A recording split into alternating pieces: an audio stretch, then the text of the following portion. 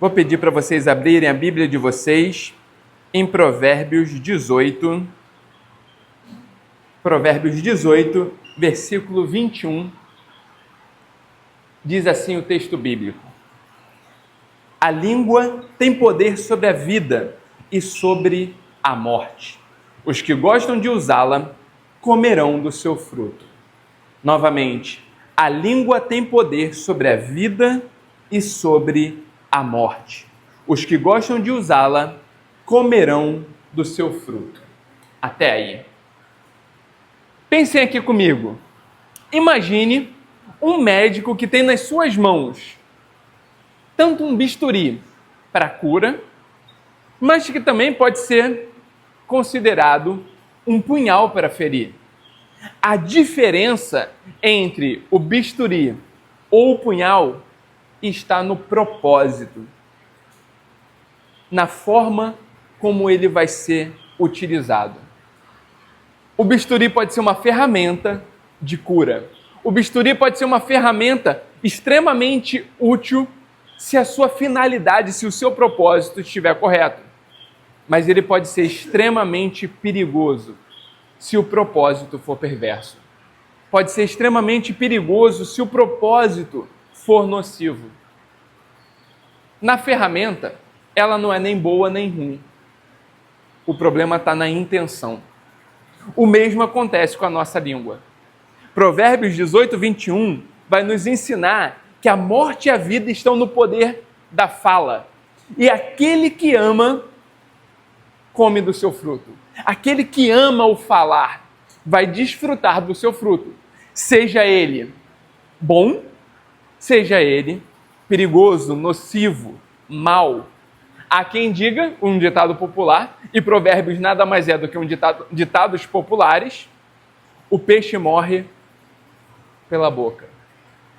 Tiago, na sua carta, vai dizer: não queira muito de vós se tornar mestre, sabendo que há vez de receber maior juízo por isso. E aí ele explica que a língua, apesar de ser um pequeno órgão, conduz o seu dono, às vezes por caminhos bons, às vezes por caminhos tortuosos. A questão da nossa fala está muito além daquilo que a gente profere, mas está na intenção do nosso coração, naquilo que nos motiva a fazer, aquilo que nos motiva a dizer. Por isso que aquele que a utiliza vai comer do seu fruto. Aquele que usa da fala pode muito bem se beneficiar e beneficiar outros, mas pode, em contrapartida, amaldiçoar e ferir outros. Tem um chavão por aí que diz que a palavra tem poder. Eu não nego esse chavão. O problema é quando ele é deturpado, no sentido de você não pode falar algumas palavras porque elas têm poder em si mesma. Isso não é verdade. Eu tinha uma vizinha que toda vez que você falava uma palavra, sei lá, tipo assim, de uso corriqueiro, desgraça. Ela, não pode falar essa palavra porque senão você atrai. Ou então, quando eu falava assim, eu amo futebol, sempre aparecia um crente que falava assim, amar só a Deus. Ou então, poxa, eu adoro jogar. Não, adorar somente ao Senhor, ao nosso Deus. Não é esse o sentido de que palavra tem poder. Isso é muito mais um misticismo, uma superstição, do que algo que oriunda das Escrituras. Mas, em contrapartida, a maneira como a gente conduz a nossa língua, sim, isso tem poder e tem muito poder. Pessoas que conseguem abençoar com a sua fala, conseguem gerar vida no coração de outros. E pessoas que sabem criticar, elas conseguem ferir profundamente aqueles que estão ao seu redor. Basta você perceber, dentro do casamento, quando a gente sabe exatamente a fala para machucar o nosso cônjuge. A gente sabe exatamente o ponto onde vai ferir. E às vezes, quando a gente está errado, para a gente tentar sair por cima numa discussão, a gente sempre traz aquilo à tona como um trunfo para que a vitória seja nossa. E aí, nesse caso, mais um jargão é verdade. É melhor ser feliz do que ter razão. Nesse caso, é melhor não falar do que, ao proferir, você magoar, você ferir, você escandalizar, você adoecer a pessoa ao seu lado. Ainda nesse pensamento, Provérbios 12, 18, e quem quiser abrir, ele vai declarar que há palavras que ferem como espada, mas a língua dos sábios traz a cura. Tem palavras que doem mais do que uma ferida que sangra. Mas aquele que sabe utilizar a sua palavra para abençoar é capaz de gerar cura nos corações. Eu vou contar rapidamente duas histórias. Uma do meu amigo Sauro, ele fez um vídeo algum tempo atrás, porque alguém aqui já foi em Campinas para eu saber? Tá, metade das pessoas que aqui estão. Gente, o campineiro, se você for pegar um elevador, ele vê que você está chegando, ele aperta para fechar. Eu não sei quantos de vocês já moraram em Campinas, já conviveram com campineiro, mas campineiro é assim. Tanto é que esse meu amigo, uma vez que ele mora em Campinas, ele viu uma pessoa chegando, ele apertou para abrir, porque já estava fechando, a pessoa olhou e falou assim, você não é de Campinas. Ele falou, não, eu sou de Cuiabá. Ela logo vi. E ele disse que ele chegou num posto de gasolina para abastecer, e o rapaz chegou para ele e falou, bom dia. Ele, bom dia, tudo bom? E começou a conversar com o rapaz. O rapaz, poxa amigo, obrigado. Ele, obrigado pelo quê? Há 10 minutos atrás, eu cheguei para um rapaz e falei, bom dia. Ele olhou e falou assim, R$100 de álcool. Aí eu, lógico, R$100 de álcool, mas antes, bom dia. Aí ele, sem olhar para mim, disse, R$100 de álcool. E aí ele gravou um vídeo falando como que palavras podem marcar. Ele disse, aquele rapaz estava marcado por palavras ásperas. E depois, Deus me usou para poder trazer palavras de bênção. Essa é a primeira história. Mas tem uma segunda história que eu acho ela magnífica. Tem no YouTube alguns vídeos do One Time Blind. Assistam, todos eles são maravilhosos. É de um grupo norte-americano, eles são cristãos, e o pastor deles, eu tive o privilégio de conhecer, e lá em Ourinhos ele apoiava o nosso projeto. O nome dele é Steve Andrews. A gente fala que ele é um gigante gentil. Ele é extremamente grande, só que extremamente acolhedor. E o Steve Andrews, ele tem uma igreja pequena, tem apenas 25 mil pessoas, e quando eu fui lá, eles estavam plantando uma nova igreja. Ele falou assim, esse é o primeiro dia da plantação, eu quero levar vocês. A gente chegou lá às 4h30 da manhã para ver eles organizando a plantação. E já tinha gente lá, e vai chegando o caminhão, e a plantação era com 800 pessoas. Eles estavam começando uma nova igreja, um novo ponto deles, com 800 pessoas. Ele é pequeno, mas todo começo é assim. E ele participou da Chácara Primavera numa roda de líderes falando sobre a sua vivência. E era interessante porque o primeiro líder falou assim, não, eu acordo 4 horas da manhã, eu faço a minha meditação, eu faço isso, eu faço aquilo, e mostrando uma rotina exemplar.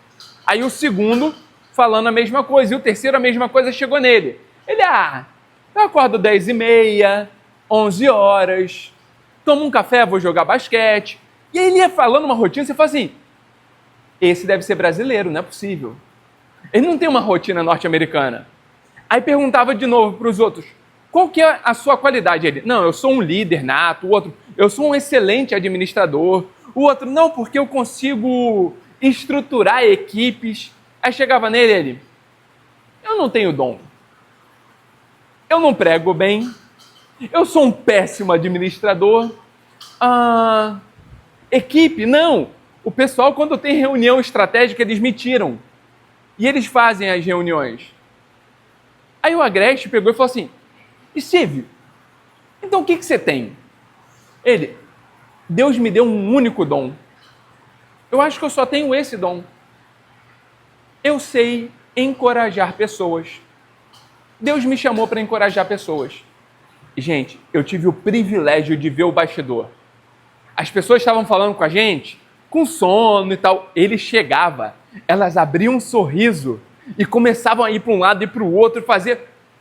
Eu estava jogando bocha num restaurante lá e ele pegou e gritou: vai, Thiago! Gente, mas me deu um encorajamento e aí eu joguei e acertei. E aí eu gritei: foi para você, Steve! Depois eu me senti uma criança querendo agradar o pai. Falei, que poder esse homem tem? Lendo Provérbios, eu entendi o poder que ele tem. Palavras que curam, palavras que encorajam. Um homem sem dons, apenas um: encorajamento. Olha que coisa maravilhosa. Diante de vários líderes, num olhar humano de sucesso, aquele que tinha mais sucesso era o mais desorganizado, o pior pregador, mas que tinha palavras de cura, palavras de encorajamento. Provérbios vai falar de palavras de vida e palavras de morte. Então, primeiro, vamos falar do poder da palavra para destruir. Porque existem palavras que, quando proferidas, elas destroem casamento, elas destroem amizades, elas destroem relacionamentos, elas destroem moral, elas destroem a autoconfiança. Quantas pessoas, quantos de nós que aqui estão, não foram marcados ao longo da vida por palavras negativas? Ou então, por igrejas que oprimiam por meio da palavra, por igrejas que lançavam maldições e que atormentavam e geravam medo nas pessoas. Quantas casas que às vezes nas brincadeiras não proferiam: você não vai dar nada, você é burro, você é igual ao seu pai, você é igual à sua mãe, você vai dar nisso. São palavras que têm poder de destruir. Provérbios 18, 21 nos lembra que a língua tem um poder semelhante ao da vida e da morte. Isso significa que as nossas palavras, elas nunca são neutras. Ou elas edificam, ou elas derrubam.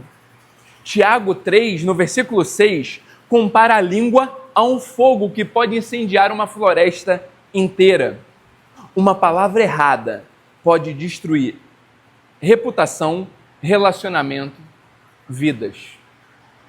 Quantas pessoas que não foram marcadas profundamente por palavras mal colocadas, por palavras malditas?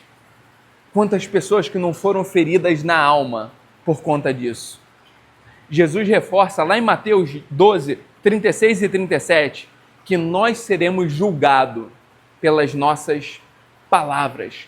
Tudo aquilo que o homem disser, disso ele dará conta. Tudo aquilo que o homem proferir, disso dará conta. Jesus não está falando de brincadeiras, de palavras jogadas ao ar, de conversa entre amigos. Jesus está ali confrontando os fariseus por conta que eles estão associando Cristo a Satanás, falando que o poder que vem dele é um poder de Satanás. Então, não é palavras de brincadeira que Jesus está colocando aqui. Porque às vezes a gente faz uma brincadeira: não, você vai ser julgado por tudo que você disser. Não é isso. Mas nós seremos julgados pelos nossos posicionamentos. Nós seremos julgados pela postura que a gente tem, pelas falas que a gente profere diante das nossas formas de pensar, de agir, das nossas ideologias, filosofias, dos nossos direcionamentos. As nossas palavras, elas afetam o nosso modo de ver a vida, de ver os outros. O que falamos impacta no nosso casamento, impacta na nossa amizade, impacta na criação dos nossos filhos, na relação na igreja.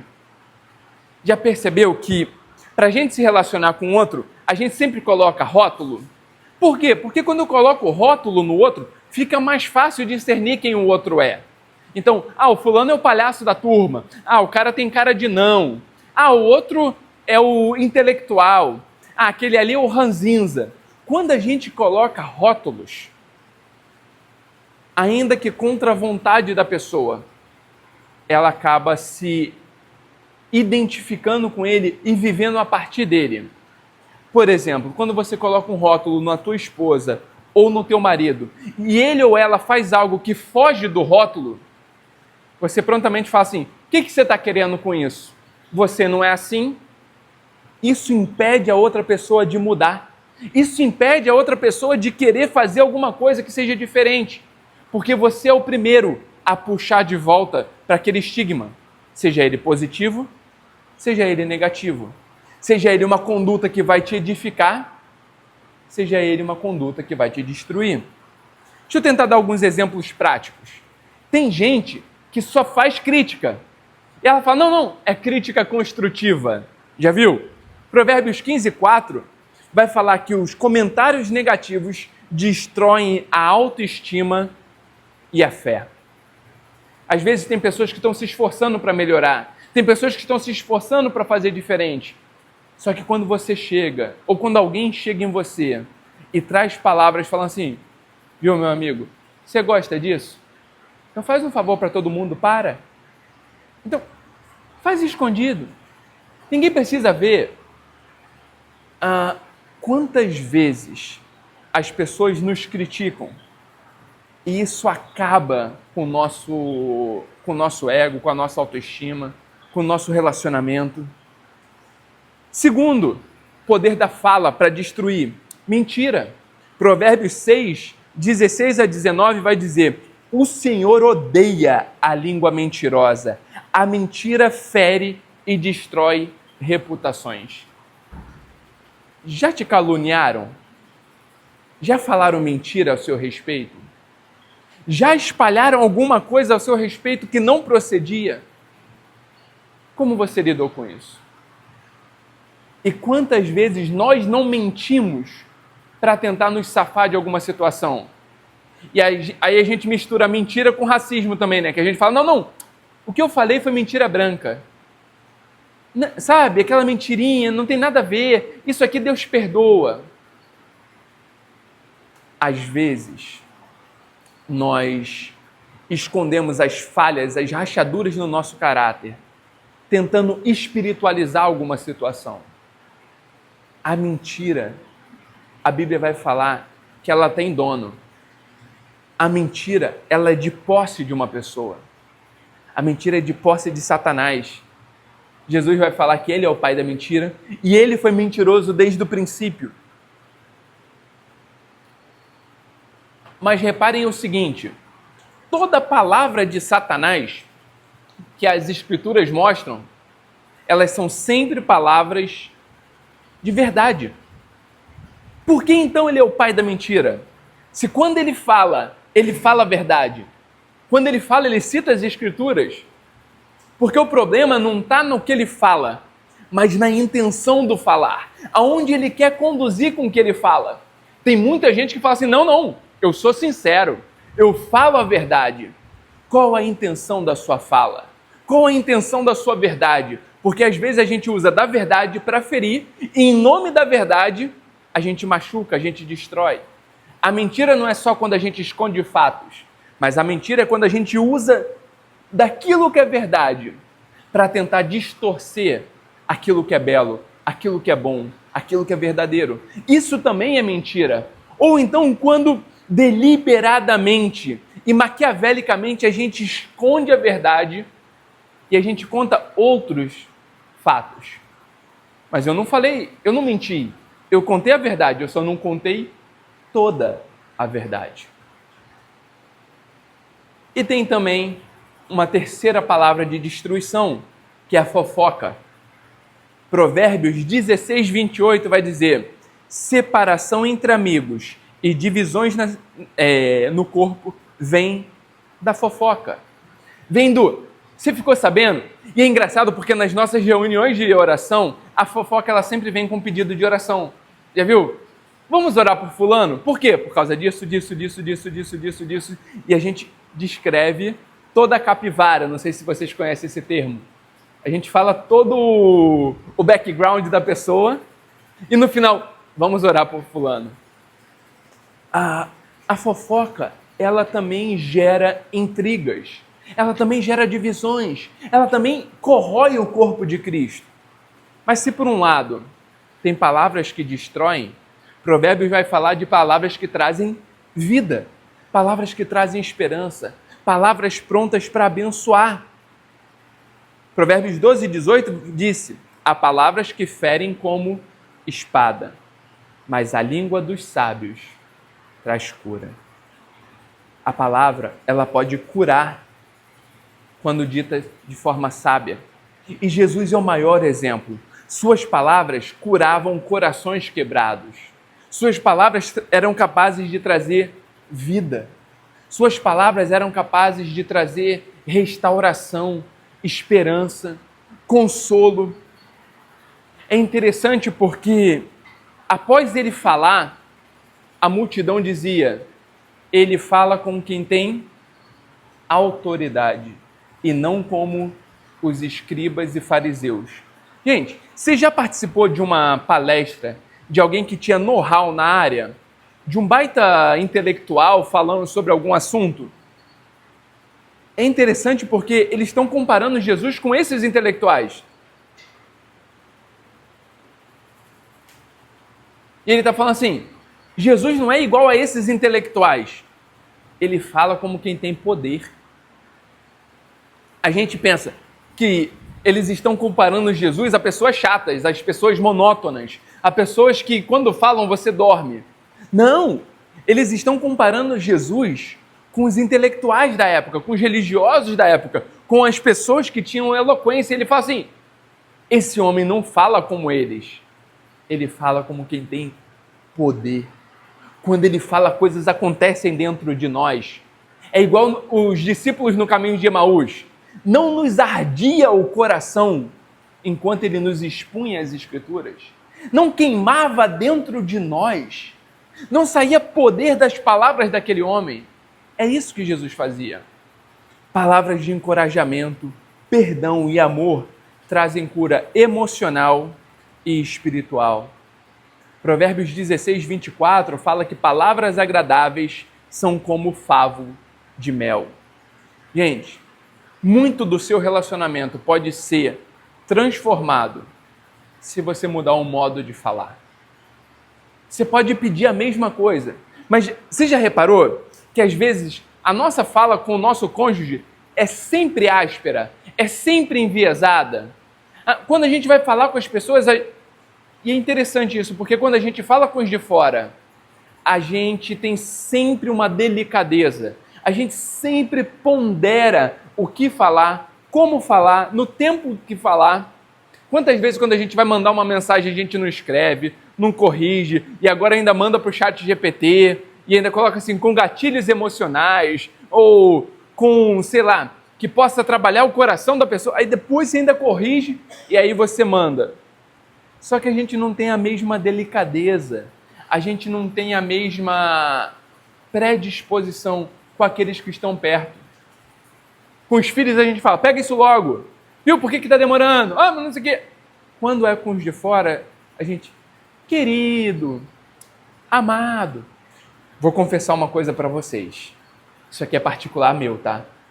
Eu tenho muito receio daquele que chega, te abraça e fala assim, ô queridão. Pelo contexto de igreja, sempre aquele que falava, ô queridão, era o da língua anterior, não da língua atual. E tem até aquela piadinha, né, da criança que chega e fala assim, tem como eu morar aqui na igreja? E o pastor fala assim, por quê? Não, porque o papai aqui, ele é uma bênção. Quando ele chega em casa, ele muda completamente. Às vezes a gente tem isso.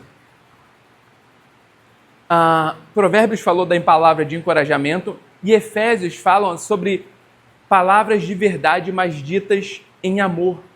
Não basta falar a verdade, é preciso falar com graça.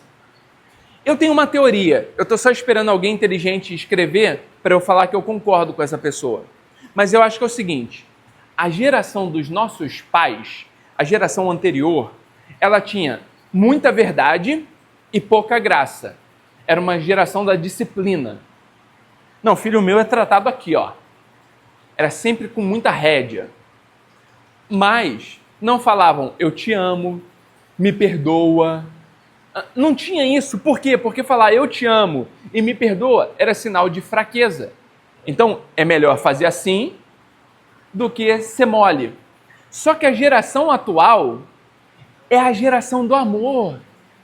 É a geração do meu príncipe, meu princeso, minha rainha. E aí é muita graça e verdade nenhuma. Não existe disciplina na geração atual. Eu vi uma vez uma criança subindo no quiosquezinho do McDonald's e pegando a mãe. Não pode, não pode. A criança desceu, deu-lhe uma bicuda na mamãe e voltou. Ela, não pode bater na mamãe. A criança não contente desceu e deu outra bicuda. Gente, aí eu fiquei, Senhor, me segura. Me segura. É uma geração que não tem verdade, não tem disciplina, é só graça. O convite bíblico é para que haja disciplina, mas que haja amor, que haja graça. A Bíblia fala que Deus disciplina ao filho que ama. As duas coisas precisam caminhar juntas.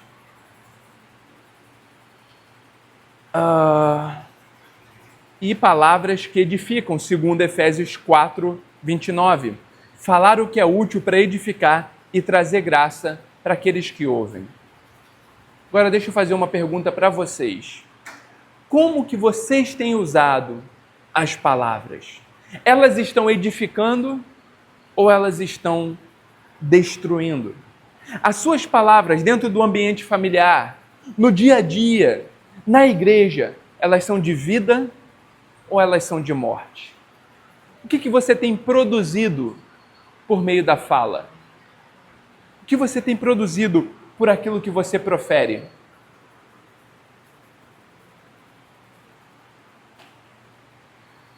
Tem um livro que 99% dele não serve para nada.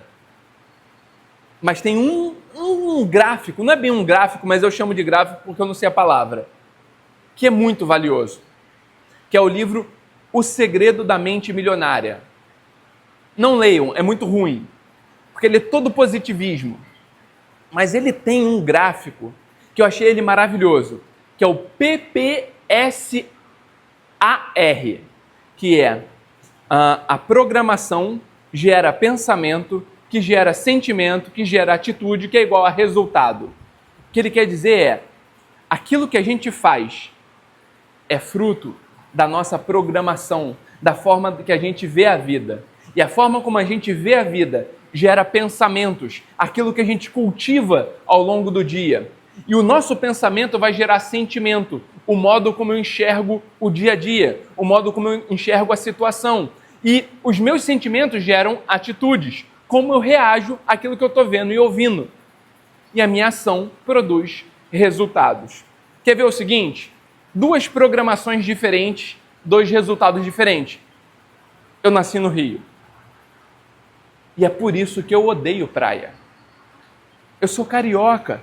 E você ficar com aquele calor, aquela maresia colando a tua pele, você entrar no mar, aquele negócio gelado, você pisar na areia, aquele negócio que arrepia. Eu não gosto de praia porque eu nasci no Rio.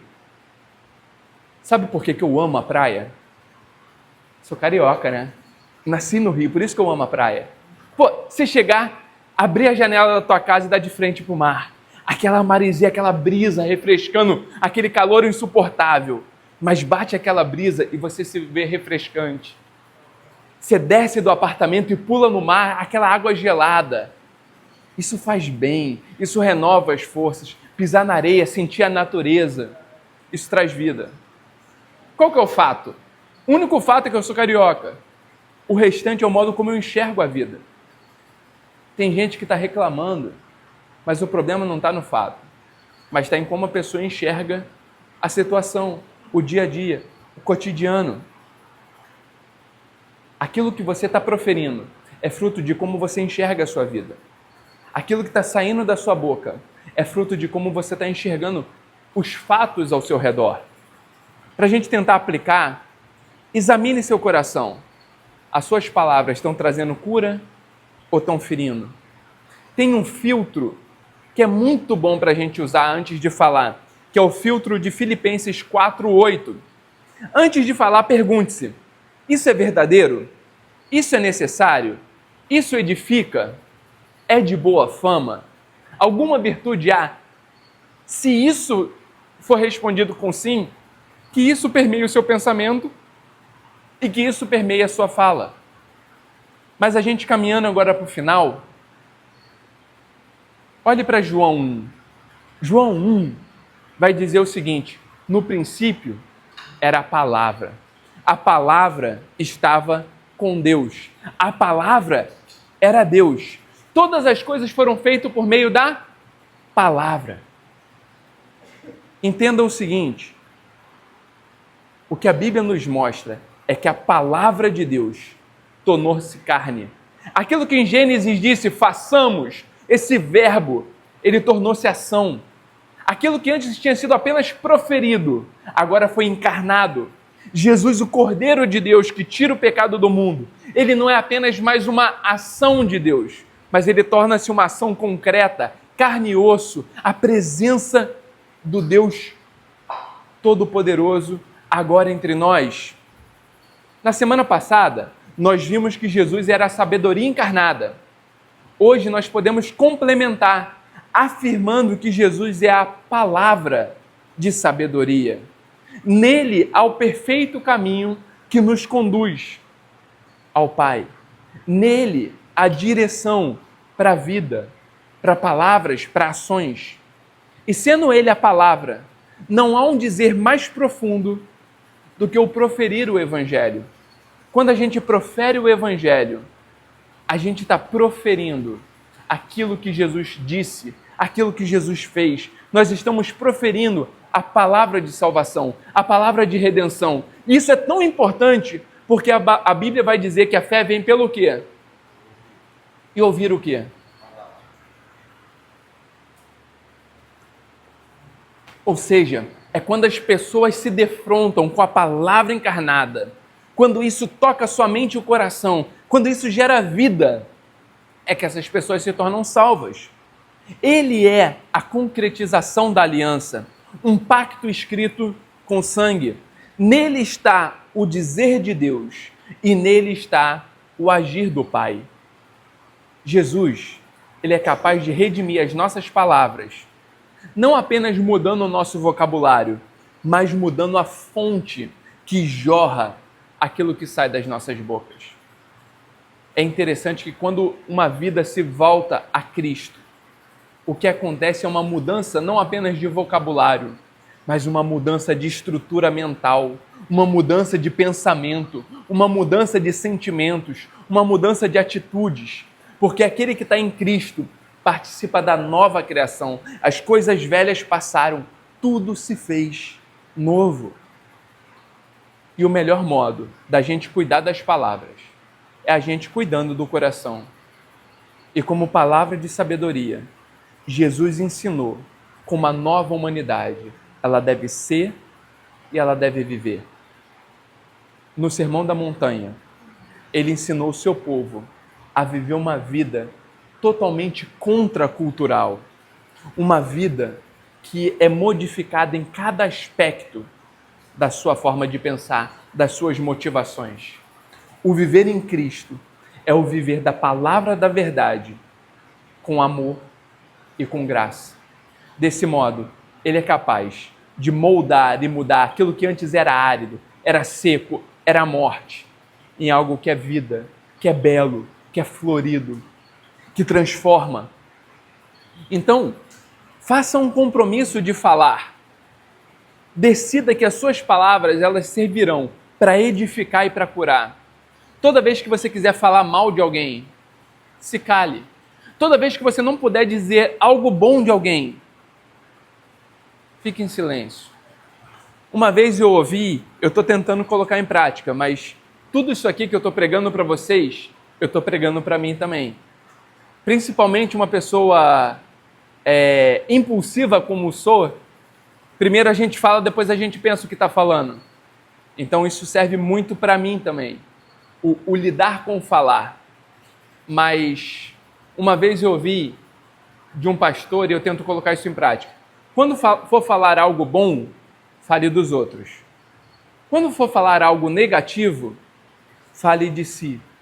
É por isso que sempre que tem exemplo negativo eu tento me usar. Até porque falar mal de mim é muito fácil, eu falo muitas coisas erradas, então é bem tranquilo, fica muito nítido. Mas eu acho que isso é um princípio de vida. Porque às vezes, quando o nosso coração está ferido, falar mal do outro torna-se algo muito fácil. Então, faça um compromisso de falar de vida. Segundo, ore antes de falar. Peça a Deus sabedoria para usar sua língua corretamente. O Salmo 141, 3 diz: coloca, Senhor, uma guarda à minha boca, vigia a porta dos meus lábios. O que ele está falando é, coloca uma sentinela, coloca um soldado, que toda vez que eu vou falar ele dá um tapa na minha boca. Já viu aqueles soldados ingleses que estão sempre parados? A pessoa vai fazer alguma coisa errada, eles dão uma cajadada e já volta e fica paradinho de novo? Eu acho que esses soldados hilários demais. Você olha para ele, você pode fazer a graça que foi, tá aqui. Você fez um negócio errado, ele te dá uma e volta aqui, como se nada tivesse acontecido.